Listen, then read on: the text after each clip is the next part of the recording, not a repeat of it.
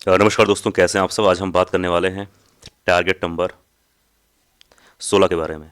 और जैसा आप सभी को पता है, ये 55 डे स्ट्रेटजी है आर ओ के बारे में कि आप आर ओ एग्ज़ाम जो है 2025 को कैसे क्वालिफाई कर सकते हैं। 2025 का प्रीलिम्स आर ओ और एक नया सीरीज स्टार्ट किया गया है। 70 दिनों में आप यूपी पीसीएस और साथ ही साथ आर ओ का सिलेबस कैसे कंप्लीट कर सकते हैं फॉर प्रीलिम्स के लिए, और कैसे एग्जाम को क्वालिफाई कर सकते हैं। फिलहाल अगर आप आर ओ की तैयारी कर रहे हैं तो ये 55 डे स्ट्रेटजी आप फॉलो कर सकते हैं। लेकिन अगर आप P C S R O दोनों एग्जाम की तैयारी कर रहे हैं तो जाहिर सी बात है उसको भी आप आराम से फॉलो कर सकते हैं बिना किसी संकोच के। फिलहाल आज हम बात करेंगे टारगेट नंबर 16 के बारे में कि आज आपको क्या पढ़ना है। तो सबसे पहले अगर हम बात करें एंशिएंट हिस्ट्री के बारे में, एंशिएंट हिस्ट्री यानी कि प्राचीन इतिहास के बारे में अगर हम बात करें तो प्राचीन इतिहास में आज आपको क्या क्या पढ़ना है। प्राचीन इतिहास में अगर सबसे पहले पॉइंट के बारे में बात करें तो आज आपको पढ़ना है दक्षिण भारत के बारे में। अब दक्षिण भारत में क्या क्या पढ़ना है ये भी इम्पोर्टेंट हो जाता है। तो दक्षिण भारत में आज आपको पढ़ना है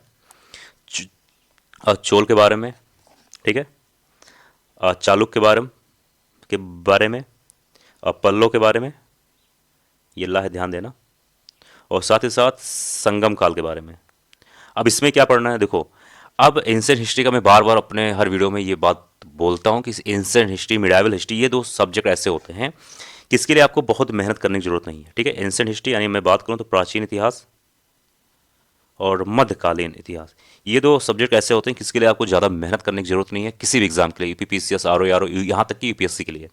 आपको इसमें ये चीज़ जानना चाहिए और समझना चाहिए कि एंशिएंट और प्राचीन इतिहास से संबंधित जितने ज़्यादा सवाल आप सॉल्व कर सकते हो विथ डिटेल एक्सप्लेनेशन उतना सही है। उसके लिए सबसे अच्छी चीज़ है घटना चक्र। मैं यहाँ पर फोटो डाल दूंगा, घटना चक्र से जाइए आप। मैं बार बार कह रहा हूँ, घटना चक्र का एक बुक ले लीजिए, उससे विथ टॉपिक विथ एक्सप्लेनेशन आराम से पढ़िए। उससे ज़्यादा कुछ नहीं आएगा एग्जाम में, वही इंपॉर्टेंट है, उससे ज़्यादा कुछ भी मत पढ़ना। ठीक है, यहाँ पर मैं फोटो डाल दूंगा, वहाँ जाकर देख लेना। अब आगे बात करेंगे इंडियन पॉलिटी में क्या पढ़ना है आज आपको। इंडियन पॉलिटी में आज आपको पढ़ना है, इंडियन पॉलिटी लगभग अब आपका सब कुछ खत्म होने वाला है, 3 से 4 दिन और हम बात करेंगे बस। इंडियन पॉलिटी में आज आपको पढ़ना है स्टेट काउंसिल, स्टेट काउंसिल पढ़ना है, ठीक है, स्टेट काउंसिल ऑफ मिनिस्टर। अब स्टेट काउंसिल ऑफ मिनिस्टर में क्या पढ़ना है ये भी इंपॉर्टेंट हो जाता है। देखो, ये काफ़ी छोटा टॉपिक है, इसमें ज़्यादा कुछ आपको पढ़ने की जरूरत नहीं है। अब आपका सोर्स कुछ भी हो सकता है, जैसे मैंने अपने स्टार्टिंग के वीडियो में भी बोल दिया था, कुछ भी सोर्स हो सकता है, वीडियो हो सकता है, लक्ष्मीकांत बुक हो सकता है। लेकिन आपको ये मानना पड़ेगा और आपको ये ध्यान देना पड़ेगा कि घटना चक्र का बुक आपके साथ हमेशा होना चाहिए। कोई भी सोर्स हो उसके साथ ही साथ घटना चक्र का बुक हमेशा होना चाहिए आपके साथ। अब council, state council of minister में क्या पढ़ना है, हिंदी वाले अपने हिसाब से आप लोग जान लीजिए। अब जैसे आर्टिकल 164 में क्या है, आर्टिकल 163 में क्या है, ठीक है, ये स्टेट के बारे में है। आर्टिकल 166 में क्या है, ठीक है, आर्टिकल 167 में क्या है, आर्टिकल 177 में क्या है, ये सब आपको विस्तार से देखना है, पढ़ना है। आप किसी भी वीडियो किसी भी सोर्स से पढ़ सकते हैं। ज़्यादा से ज़्यादा 40 मिनट 1 घंटे का काम है, इससे ज़्यादा इसमें नोट्स भी बनाने की जरूरत नहीं है। बस आपको शॉर्ट नोट बनाने हैं कि आपको कुछ चीज़ें याद रहे। उसके साथ ही साथ आपको इंडियन पॉलिटी में आज क्या पढ़ना है, आज आपको पढ़ना है यूनियन टेरिटरी। स्पेलिंग कहीं नहीं, थोड़ा कहीं ना कहीं गलत हो जाता है, उस पर ध्यान मत देना। यूनियन टेरिटरी और पढ़ना है। अभी अब आ, इसमें क्या पढ़ना है, यूनियन एंड टेरिटरी में। अब जैसे हम बात करें पार्ट नंबर 1, पार्ट नंबर 1 है जो हमारे इंडियन कॉन्स्टिट्यूशन का, उसमें कौन से आर्टिकल से कौन से आर्टिकल तक आता है, 1 से लेकर 4 तक, ठीक है। तो यही है यूनियन एंड टेरिटरी में, आपको 1 से लेकर 4 तक आर्टिकल के बारे में पढ़ना है, विस्तार से जानना है कि 1 में, 2 में, 3 में, 4 में क्या है। ये भी बहुत ज़्यादा 1 घंटे काम है, इससे ज़्यादा आपको टाइम नहीं लगने वाला है, ये चीज़ ध्यान देना, ठीक है। अब आइए हम बात करते हैं और क्या करना है आपको। अब आज आपको करंट अफेयर, जैसा कि मैं अपना बोल चुका हूँ, करंट अफेयर आज आपको दिसंबर 2024 का, 1 मिनट, दिसंबर 2024 का करंट अफेयर आपको पढ़ना है, ठीक है। अब ये दिसंबर 2024 का करंट अफेयर जो है, इसके पहले वाले टारगेट में स्टार्ट हो गया था, यानी हमें बात करूँ टारगेट नंबर 15 में, ठीक है। और अगर आप लोग हमारा वीडियो देखते होंगे तो मैं एक बात जरूर बोलता हूँ कि करंट अफेयर के लिए आप सभी को 1 महीने के करंट अफेयर को 4 दिन 5 दिन देना, इससे कम मत देना, ये चीज़ ध्यान देना। तो मैं बात करूँ करंट अफेयर के बारे में 2024 दिसंबर, ठीक है।